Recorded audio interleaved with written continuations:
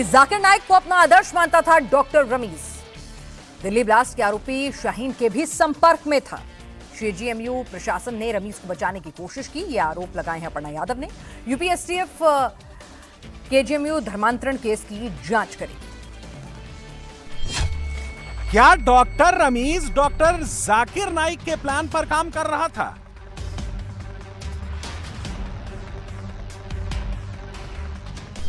क्या रमीज का दिल्ली ब्लास्ट की आरोपी शाहीन से संपर्क था?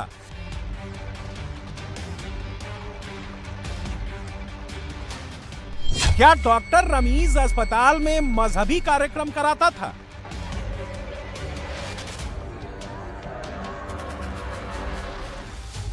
रमीजुद्दीन ने जो भी किया है उसका अब हिसाब होगा। अब यूपी एसटीएफ रमीज और उसके धर्मांतरण गैंग की जांच करेगी।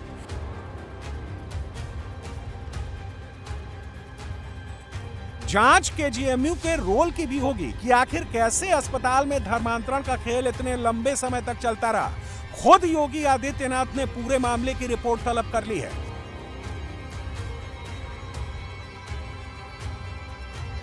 रमीज सिर्फ हिंदू लड़कियों को टारगेट ही नहीं करता था, धर्मांतरण का ही सिंडिकेट नहीं चलाता था। गिरफ्तारी के बाद डॉक्टर रमीज को लेकर कई बड़े खुलासे हुए हैं। डॉक्टर रमीज का पीएफआई कनेक्शन सामने आया है। वो कट्टरपंथी जाकिर नाइक से काफी प्रभावित है।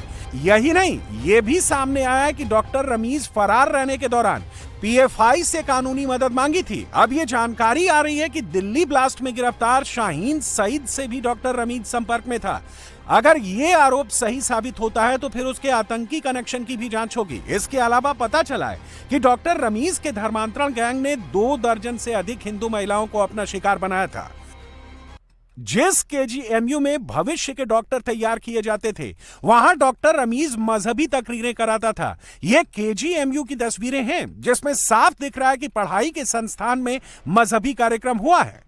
मौलानाओं को बुलाया गया। इसको लेकर भी अपर्णा यादव और बीजेपी के पदाधिकारी अभिजात मिश्रा ने विरोध किया था। लखनऊ पुलिस ने यूपी के पीलीभीत के काजी से पूछताछ की है। इसी काजी ने पिछले साल धर्मांतरण के आरोपी केजीएमयू के डॉक्टर रमीज की एक हिंदू लड़की से शादी कराई थी। डॉक्टर रमीज की गिरफ्तारी हो चुकी है। उसके माता पिता भी धर्मांतरण के आरोप में पुलिस की गिरफ्त में है। केजीएमयू की लेडी डॉक्टर के आरोपों के बाद यूनिवर्सिटी ने 7 सदस्यों की फैक्ट फाइंडिंग कमेटी बनाई थी, जिसकी अध्यक्षता पूर्व डीजीपी भावेश सिंह को सौंपी गई थी। इस कमेटी की रिपोर्ट यूनिवर्सिटी के वाइस चांसलर ने कल सीएम योगी को सौंपी। इस कमेटी ने अपनी जांच में डॉक्टर रमीज को महिला डॉक्टर के शारीरिक और मानसिक शोषण का दोषी पाया है। आरोपी डॉक्टर को यूनिवर्सिटी से सस्पेंड किया जा चुका है। साथ ही रिपोर्ट में कहा गया है कि अब डॉक्टर की बर्खास्तगी की तैयारी चल रही है। रिपोर्ट सौंपने के बाद यूनिवर्सिटी की वाइस चांसलर सोनिया नित्यानंद ने सीएम से पूरे मामले को एसटीएफ से जांच कराने की सिफारिश की। देखिए, हर दिन बढ़ते दिन के साथ नई नई खुलासे कहिए या मीडिया में कयास लगाए जा रहे थे या खबरें आ रही थी कि वो इस गैंग से मेंबर है, उसका दायरा बहुत बड़ा है, केजीएमयू के बाहर भी उसकी जड़ें हैं। तो हम लोग के पास कोई स्टैट्यूटरी पावर तो है नहीं कि हम किसी को बुला लें, बाहर वाले को बात कर लें। तो इस वजह से देखा गया कि भाई ये लगना भी चाहिए कि हाँ, हम लोग एक ट्रांसपेरेंट जांच चाहते हैं। इसलिए हमारे साथ जो समिति में हमारे वरिष्ठ सदस्य थे, भावेश जी एक्स डीजी पुलिस थे, उनकी राय फिर उन्होंने बात किया था एसटीएफ के सीनियर अधिकारियों से। फिर ये तय किया गया कि इसकी जांच एसटीएफ करे और कल मुख्यमंत्री जी ने भी इसकी पुष्टि कर दी है कि अब जांच एसटीएफ कर रही है। मंगलवार को केजीएमयू प्रशासन ने हड़ताल की कॉल दी थी। सीएम योगी से मुलाकात के बाद वीसी प्रोफेसर सोनिया नित्यानंद ने डॉक्टरों से हड़ताल न करने की अपील की थी, जिसके बाद यूनिवर्सिटी के डॉक्टरों, कर्मचारी और मेडिकल छात्रों की संयुक्त समिति ने कहा कि पुलिस को वो आज तक का टाइम दे रहे हैं। पुलिस ने अगर आज अपर्णा यादव के खिलाफ एफआईआर दर्ज नहीं की तो 14 जनवरी को मेडिकल कॉलेज में हड़ताल रहेगी। इमरजेंसी के अलावा अभी ओपीडी सेवाएं बंद रखी जाएंगी। हमारे यहाँ शिक्षा कर्मचारियों, रेजिडेंटों सब में बड़ा रोष है उसको लेकर। कल निर्णय हुआ था कि आज से अगर तक नहीं होगी तो बहिष्कार किया जाएगा ओपीडी सेवाओं का। तो लेकिन वाइस चांसलर कल मुख्यमंत्री से मिल के जब आई तो उन्होंने कहा कि मुख्यमंत्री ने कहा कि थोड़ा सा धीरज रखिए, तो बहुत परसुएड करने पर वो सारे एसोसिएशन के लोग, वीसी मैडम बैठक में थी, हम भी थे, तो इस बात को राजी हुए कि 24 घंटे के लिए उस चीज़ को डिफर यानी कि स्थगित किया गया है।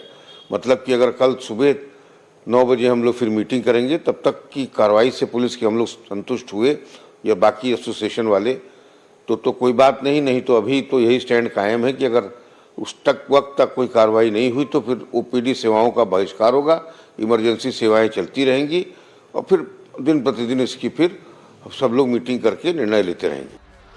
केजीएमयू की कमेटी अपर्णा यादव के खिलाफ एफआईआर की मांग कर रही है। वहीं अपर्णा यादव ने केजीएमयू के वीसी के खिलाफ मोर्चा खोल दिया है। आदरणीय मुख्यमंत्री जी ने पूरी बात का संज्ञान लिया और उन्होंने काफी मार्गदर्शन भी किया।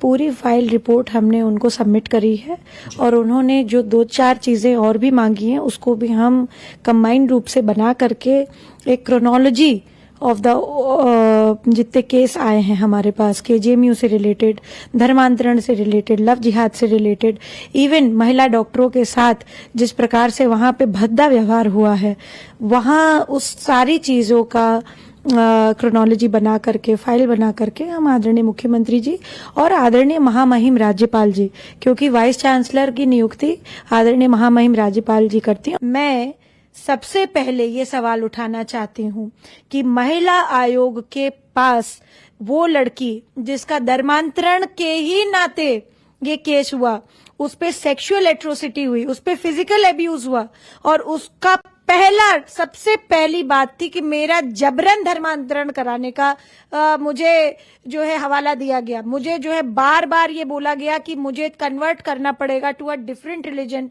And I did not want to be in that relationship. Vishakha committee की केजीएमयू की हेड मुझसे तो बात की बात है, उन्होंने लिखित क्या, उन्होंने ऑन एयर ये बात बोली है, which is a very very astonishing fact कि आपके पास लिखित में उस बच्ची ने दिया नहीं। केजीएमयू का पूरा मामला लव जिहाद से जुड़ा है। केजीएमयू से एमडी पैथोलॉजी की पढ़ाई कर रही महिला डॉक्टर ने 17 दिसंबर को सुसाइड की कोशिश की थी। उसने डॉक्टर रमीज पर लव जिहाद में फंसाने और धर्मांतरण के लिए दबाव डालने का आरोप लगाया था।